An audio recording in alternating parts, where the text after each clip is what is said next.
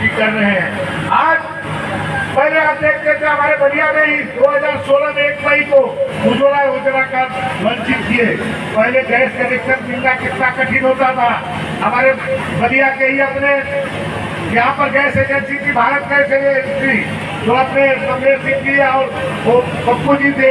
हम लोग के गांव के लोग कितना कठिनाइयों से जाके कनेक्शन लेने जाते थे, ब्लैक में बिकता था, मिलता नहीं था। और आज आप देखिए कि हर गरीब के घर में भी गैस कनेक्शन और चूल्हा मिला हुआ है।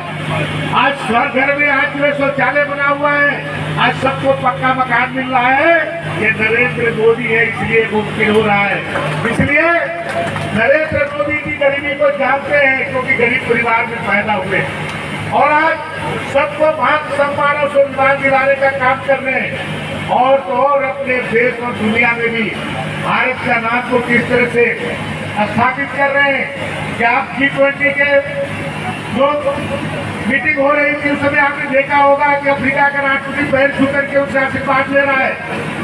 ऑस्ट्रेलिया का राष्ट्रपति बहुत कहकर के संबोधित करता है। अमेरिका का राष्ट्रपति कहता है कि एक बार मेरे लिए भी आप कह दिए फिर से ट्रम्प। आज दुनिया में कितना आपका मान सम्मान आज बढ़ रहा है, ये केवल नरेंद्र मोदी जी के कारण हो रहा है। जो दो देश आपस में युद्ध कर रहे हो और वहाँ पर भी तिरंगा लेकर के कोई पहुँचता है तो वो भी सुरक्षित वापस आता है अपने भारत में। दोनों देश अपने युद्ध को विराम कर देते हैं। ये नरेंद्र मोदी का नेतृत्व। आज नरेंद्र मोदी के नेतृत्व में आज ये चुनाव हो रहा है। पूरे देश और दुनिया आज नरेंद्र मोदी जी की तरफ देख रही है।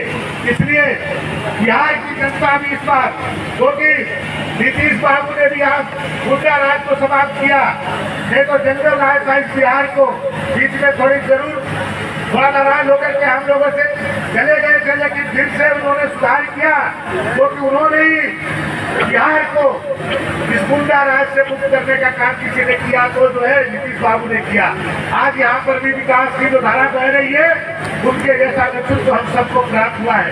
आज एक ईमानदार नेतृत्व आज देश में नरेंद्र मोदी और बिहार में अपने नीतीश बाबू जैसे ईमानदार व्यक्ति के कारण आज नेतृत्व आप सबके पास है।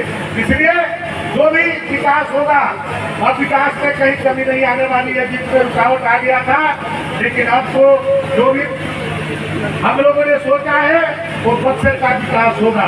बक्सर को भी राष्ट्रीय स्तर पर भी विकास के मानचित्र पर लाने का काम जो है कोई चलेगा तो मिथिलेश तिवारी जी को ही अवसर मिला है, क्योंकि ये ईश्वर ही बना करके भेजते हैं कि कब किसको अवसर देते हैं। लेकिन वो ऐसे समय में पार्टी ने इनको यहाँ के प्रत्याशी बना करके भेजा है, जो कि आने वाले दिनों में बक्सर का विकास बहुत तेज गति से होने वाला है।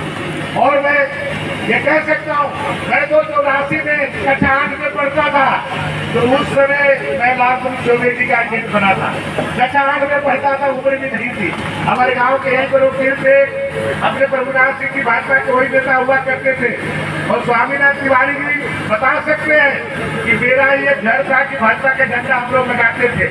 उस समय तो पार्टी के पास चुने हुए घर होते थे जो लोग कहते थे जनसंघी है या ये भाजपा का घर है। आज तो पूरा देश जो है मोदी मोदी हो गया है, भाजपा भाजपा हो गया। आज कोई है ही नहीं है, उत्तर से लेकर के दक्षिण तक, पूर्व से लेकर के पश्चिम तक आज केवल मोदी मोदी है। बाकी सभी नेता सभी पार्टियां अपने परिवार के लिए केवल लड़ रही है, वो केवल देश और प्रदेश के लिए नहीं लड़ रही है। चाहे वो यहाँ के आरजेडी हो, चाहे पंजाब में ममता बनर्जी हो, चाहे उत्तर प्रदेश में अखिलेश यादव हो, केवल अपने पार्टी के लिए चुनाव लड़ रहे, अपने परिवार के लिए चुनाव लड़ रहे हैं। वो देश बनाने के लिए या प्रदेश बनाने के लिए नहीं लड़ रहे हैं। ये सब भ्रष्टाचारी एक हो गए हैं, तो वो जानते हैं कि मोदी किसी को छोड़ने वाले नहीं है, एक एक करके सबका हिसाब करने वाले हैं। इसलिए मित्रों, अभी तो आज खजाने का उद्घाटन है, मिथिलेश जी ने बुलाया है हम लोग, क्योंकि मैं बलिया में हूँ, लेकिन मेरा तो सौभाग्य है कि भाई देखिए ये मेरी पार्टी है कि बताइए मैं बक्सर का बेटा है, उत्तर प्रदेश में परिवहन मंत्री बना हुआ है। ये केवल भारतीय जनता पार्टी कर सकती, कोई दूसरा कर सकता है? तो इसलिए भाजपा कार्यकर्ताओं की पार्टी है, और पार्टी जिसको एक बार सिफत दे देती है जो कि हम लोग कमल के फूल को ही केवल ध्यान देते हैं। सभी भाजपा के कार्यकर्ताओं से